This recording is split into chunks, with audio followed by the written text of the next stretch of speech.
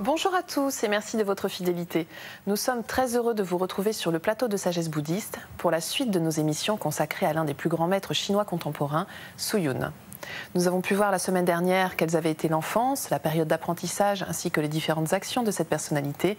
Je vous propose de découvrir aujourd'hui plus précisément quel a été son rôle dans l'école Chan, ses relations avec les autres maîtres bouddhistes, mais également l'héritage qu'il a laissé à ses disciples.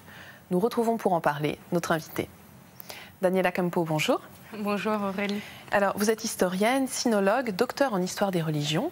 Vous êtes spécialisée sur l'histoire du bouddhisme chinois et de ses élites religieuses et laïques à l'époque moderne.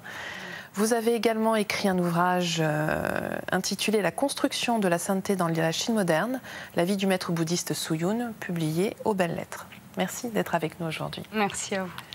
Alors, je voulais vous demander pour commencer, pourquoi ce maître, maître Su Yun, était si important dans l'école Chan, qui est une école très importante en Chine? Oui, Su Yun a été en effet un maître éminent de l'école du Chan. Il avait été formé dans cette école, il appartenait au lignage de transmission du Chan. Il avait une grande maîtrise des pratiques de méditation, il était censé avoir atteint l'éveil et il avait formé beaucoup de disciples. Donc ce sont là tous des éléments qui le rattachent justement à l'école du Chan. Mais il faut dire tout d'abord qu'il s'opposait au sectarisme et donc il enseignait aussi d'autres méthodes aux disciples pour lesquels en fait la méditation ne convenait pas.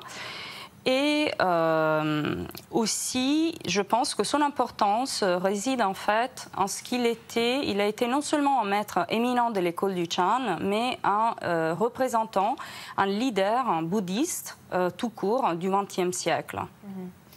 Et que sait-on de sa personnalité? Vous semblez souligner qu'il y avait un aspect quand même très très rigoureux.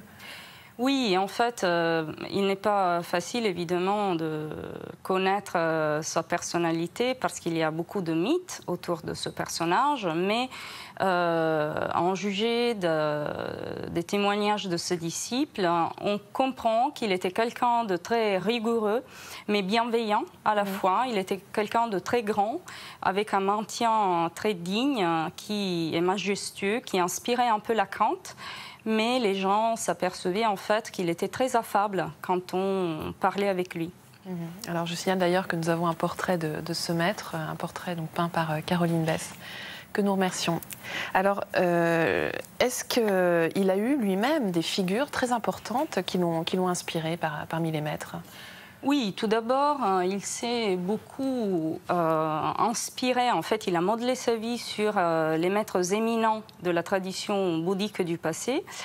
Mais il a fait aussi 2 rencontres durant son apprentissage spirituel qui l'ont beaucoup marqué et qui représentent un peu, donc 2 maîtres qui représentent 2 voies très différentes mais complémentaires dans le bouddhisme. Tout d'abord un maître qui était un ascète, qui lui a donc enseigné les techniques d'ascèse. Et par la suite, un autre maître qui lui a fait en revanche comprendre l'importance de s'engager aussi pour les autres, pour réaliser en fait cette voie du bodhisattva qui est centrale dans le bouddhisme Mahayana. Donc se réaliser soi-même pour mener les autres êtres à la réalisation.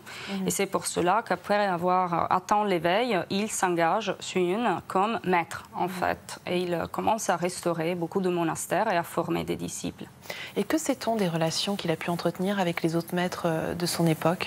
La première moitié du XXe siècle est un moment de grand renouveau pour le bouddhisme chinois. Le bouddhisme se dote à ce moment de nouvelles institutions, de nouvelles pratiques pour s'adapter un peu à la nouvelle époque et chercher une nouvelle légitimation politique et sociale. D'après l'historiographie, en fait, ce mouvement de renouveau fut mené par des moines réformateurs. Mais Su Yun aurait été en revanche un conservateur qui aurait même opposé en fait ce mouvement de renouveau du bouddhisme. Je pense en fait que cette vision est un peu à revoir et que tous les représentants bouddhistes de cette époque ont d'une certaine mesure participé à ce renouveau. Mais alors lui-même, justement, il a apporté un certain nombre d'éléments de modernité, lesquels plus précisément? Oui, justement, bien qu'il soit considéré généralement comme un conservateur, il a lui-même apporté des éléments de modernité dans la tradition bouddhique. Tout d'abord, il a été l'un des premiers, sinon le premier, à concevoir, à créer un langage un peu plus simple, en fait. Donc, il donnait des sermons dans un langage qui n'était pas celui standardisé, codifié de la langue bouddhique, qui est très difficile à comprendre, mais un langage que les gens du commun pouvaient comprendre. Donc, il a rapproché le bouddhisme du peuple, en fait. Ensuite, il a toujours attribué une grande importance à l'instruction du clergé, qui était l'un des thèmes porteurs de ce mouvement de renouveau de la première moitié du XXe siècle. Il a donc fondé de nombreux instituts d'études bouddhistes dans ses monastères. Il a aussi attribué de l'importance à l'ordre féminin du bouddhisme.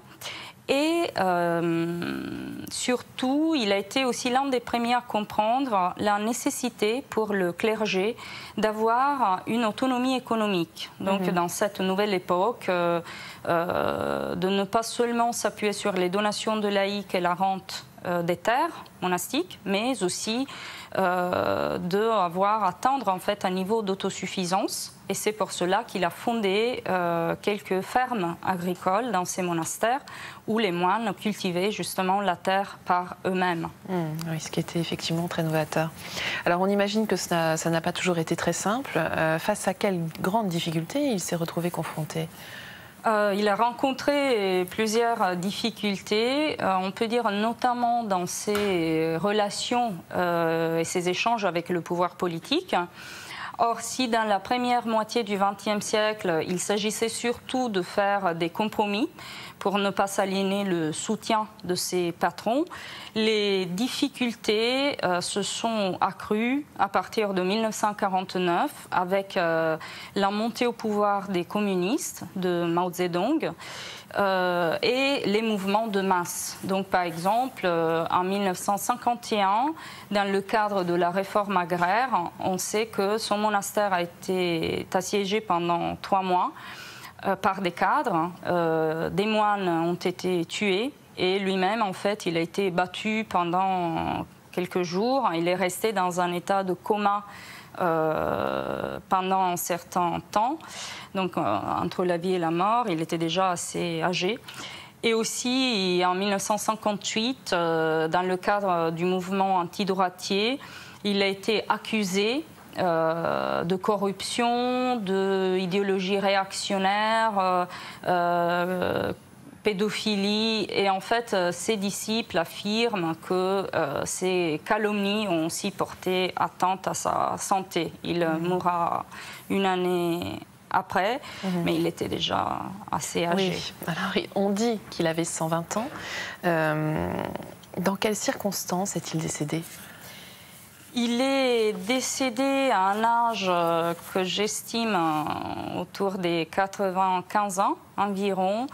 Il est vrai que le mythe de son grand âge est un élément portant en fait de son mythe, du mythe de sa personnalité. J'ai découvert en fait que c'est Suyun lui-même qui a engendré ce mythe, notamment par une interview qu'il a donnée en 1952. Je pense dans un désir en fait d'incarner un modèle de sainteté que les générations futures puissent imiter. Alors qu'en est-il justement de son héritage, Daniela Campo? Suyun a joué un rôle historique très important.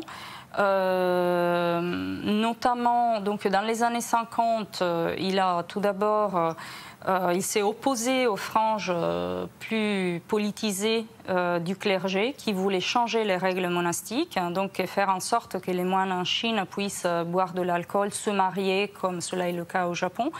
Donc tout d'abord, en fait, il a réussi à ne pas faire modifier les règles monastiques et ensuite, justement, son rôle historique, on le voit très bien à travers son héritage parce qu'il a De quelque manière, il s'est rendu compte que le bouddhisme allait faire face à des moments de grande difficulté à partir de la fin des années 50 et par la suite avec la révolution culturelle. Et donc il a formé beaucoup de jeunes disciples, il en a envoyé certains à l'étranger, de manière à ce qu'ils puissent en fait préserver la tradition en dehors de la Chine. Et quand dans les années 80, avec les politiques de Deng Xiaoping, il y a eu en fait un relâchement un peu des politiques religieuses, entre autres, ces disciples se sont engagés dans la reconstruction religieuse en Chine. Donc à la fois les disciples qui étaient restés en Chine avec l'aide et le soutien de ceux qui avaient été envoyés par Suyun ailleurs. Certains de ces disciples ont assumé des charges importantes au sein de l'association bouddhique de Chine, donc des charges, on peut dire, politiques. D'autres ont choisi de rester en fait en retraite, donc et de s'adonner à la pratique religieuse.